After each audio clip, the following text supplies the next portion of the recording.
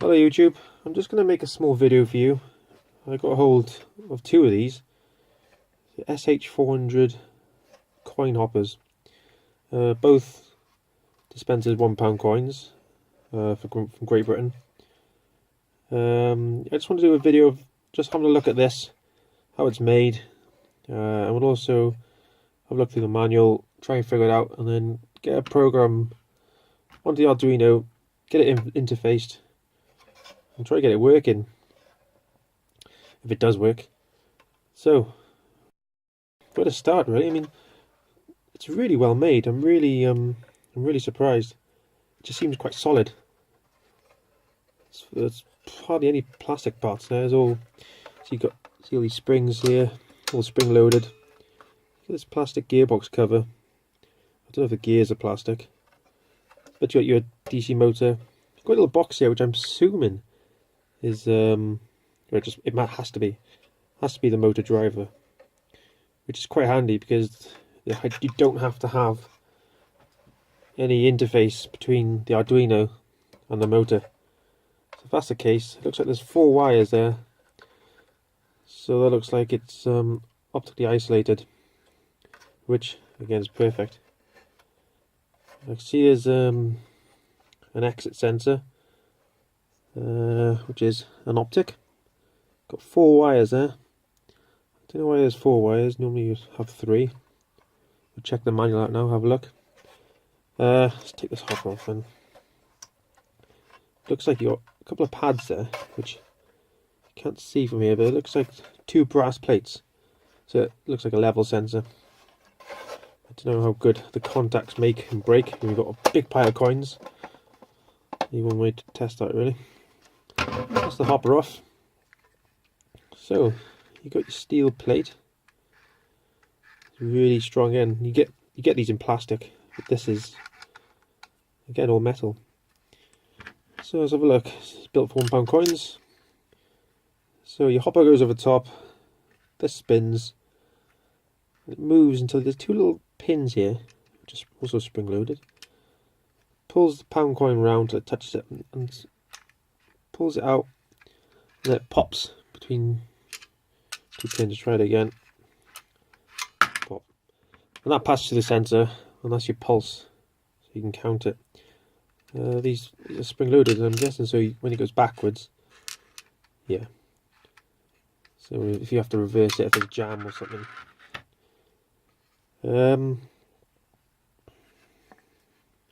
That's really all to it really. It looks quite a simple construction. More than I thought. There's a couple of adjusters, maybe you can get different, there's a number on there, maybe you can get different size discs, different size exit holes. Looks good mounting screws there, so it'd be perfect for some of my projects. Made by Asahi Seiko, made in Japan. Sorry if I pronounced that wrong. So let's have a look at the manual. See if we can work out. There's 8 pins here. We'll work out which is which, and we'll get testing. So here we have the SH400 compact hopper. So we've got pin 1 to 8, not in order, frustratingly. Okay, yeah, so it looks like it's optically isolated. Need to pull motor on high or pull motor on low. So payout sensor signal, this is what we're looking at. Output open collector. To drive the hopper, the host machine must pull motor ground down to below 1 volt. That's good, so we can just digitally write a pin low. So here we go, optical type, which is what we have. So look at the manual, I couldn't really figure out which pin is number 1, so I'm going to assume pin 1 is on the left, which makes sense. So power, ground, 5 volt reference voltage should be pulled up, and pin to be pulled low to turn it on. 24 volts, ground.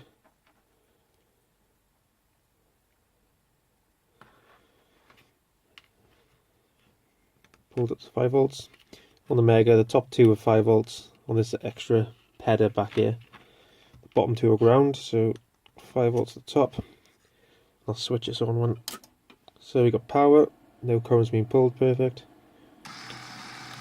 Good, we've got movement. Let's see if it's quite strong. It's going to take a lot for that. It's going to take a lot for that to jam. Good, so we know the motor's working. Now let's test the sensor. Look at the manual. Pin 5 to check, lead 6 is a supply. That also has 5 volts.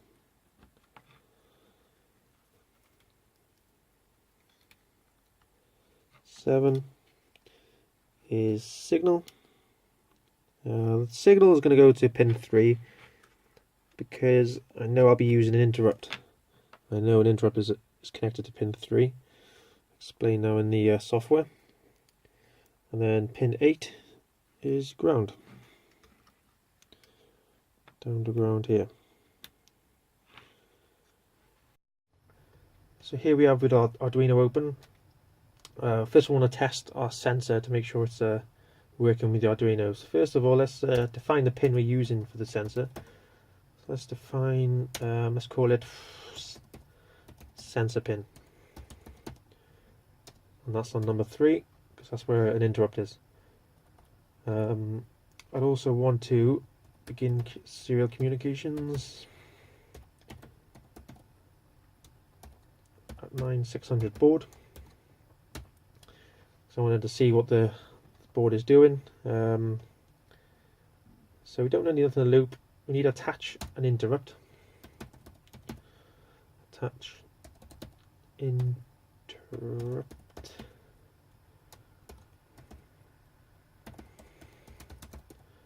Digital pin to interrupt. My spelling's awful. Digital pin to interrupt, and that's going to be a sensor pin. We're going to call this interrupt coinPulse, and it can either happen with a rising edge or a falling edge, not with a change of state. So let's just do falling for now. Rising will do as well, but let's just do falling. See if this works. We also need to change our pin mode of sensorPin to input. All pins are inputs, but the pull-up resistor is not enabled by default, so you have to tell it. So pin mode, sensorPin, input, pull-up. You don't really need to declare pins as inputs, only if you need the pull-up resistor enabled. So technically we don't need anything in our loop. Now we need to make our interrupt. So let's do void coinPulse. This is our interrupt function. So this is what gets called. This is what gets called here. So with a fallen edge, this function will be called. So just for testing purposes, let's Serial.print hello line.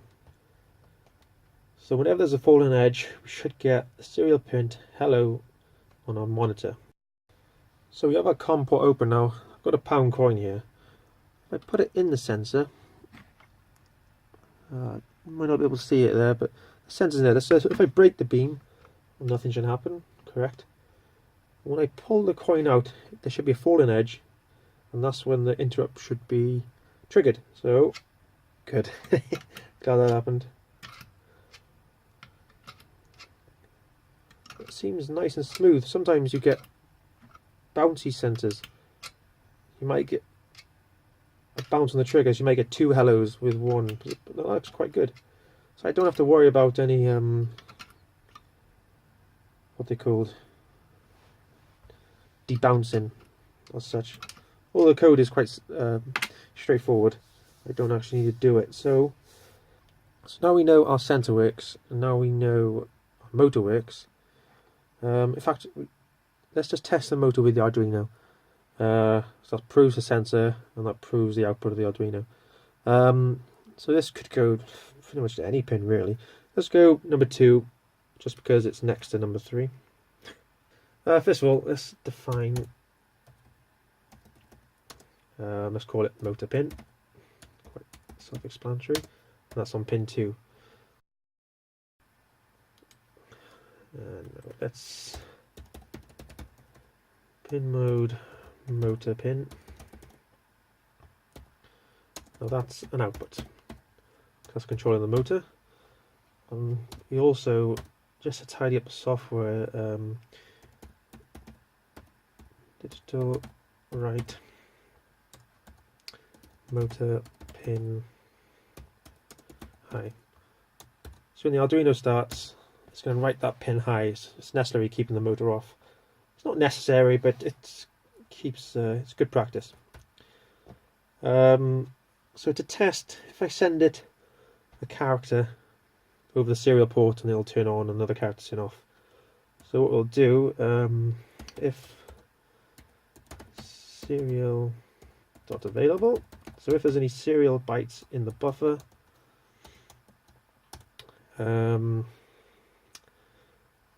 let's call it byte in equals Serial.read. So read from the buffer. Now, if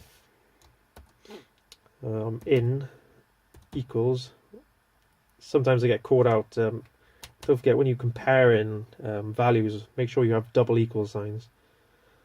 If byte equals, let's say, on off, let's do number 1.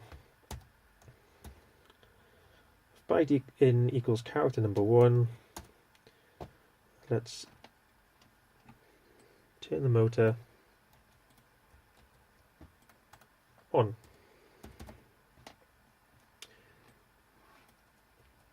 If byte equals number 2, let's turn the motor back off.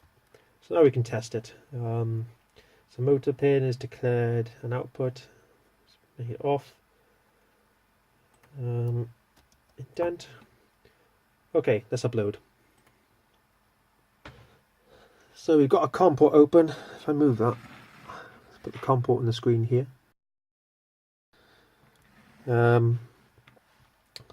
So, as we programmed, if I send a number 1, no, let's turn the power supply on first. If we send a number 1 through the serial, we should turn on the motor. So let's have a go. So number 1, perfect. So number 2, off. 1, off. So we know the motor works, we know the sensor works. Now we're going to do some sort of code to join everything up, do some counting. I want to send a number over serial, and it'll dispense that amount. Quite simple. So let's get down to it. So here we are. Now, as I said, I want to take a value through serial, so we don't need this anymore. I need to declare it to a variable. Let's call it amountToDispense. amountToDispense. Nice and simple. Equals Serial.read. Now when you send numbers over serial, it's not as easy as sending number 1. A character that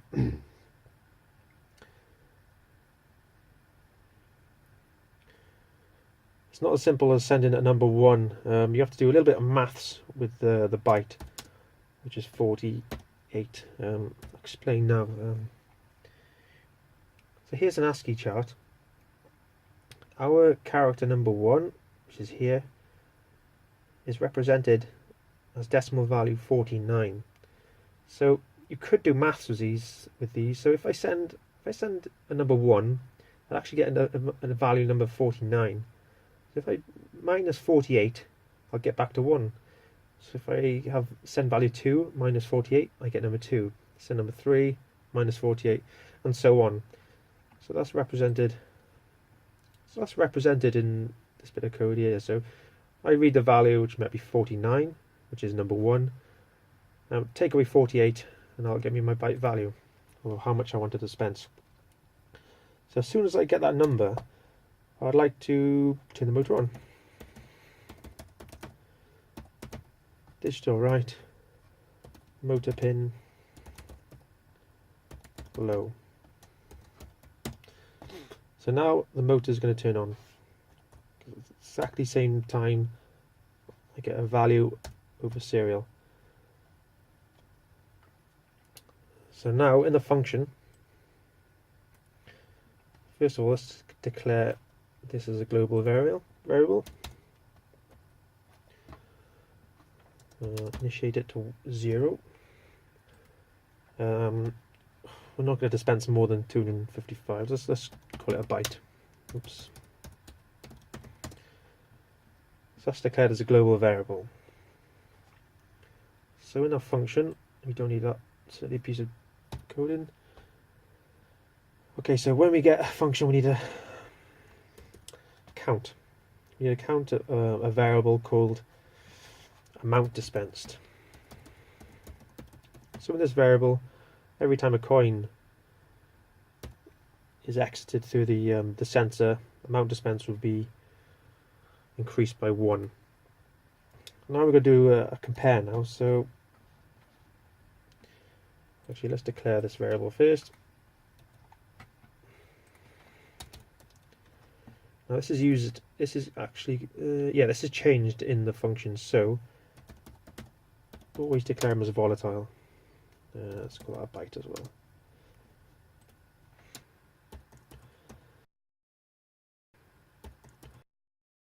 So don't forget, if you're changing any values in a function, always declare it volatile. So now that's declared as a global variable. What we need to do then is ask a question. So if the amountDispense is equal to the amountToDispense, it means we've got, as this variable increases, we've now got to the value that we want to dispense. Enter this if statement, and let's Serial.print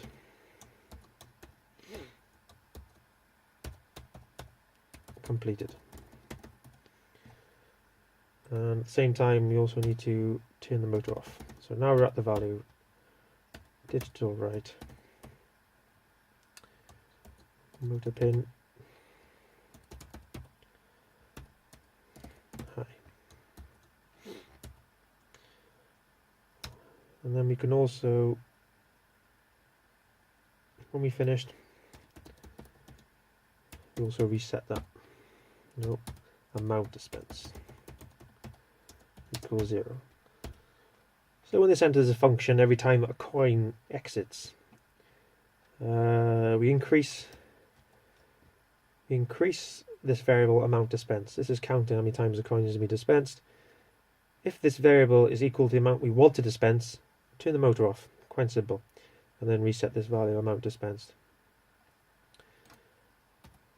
So let's compile that, upload it. So let's move everything here so you can see inside there. Let's put a few coins in. Open up the COM port. Press 1. Perfect.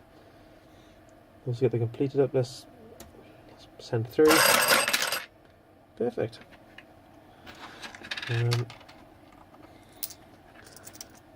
Which a treat. I think I've got 7 coins together, so let's send 7.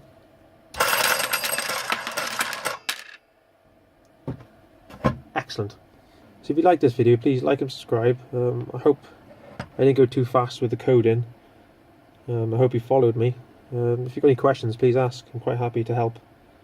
Maybe you've got your own dispenser that might need a bit of a modification to the code.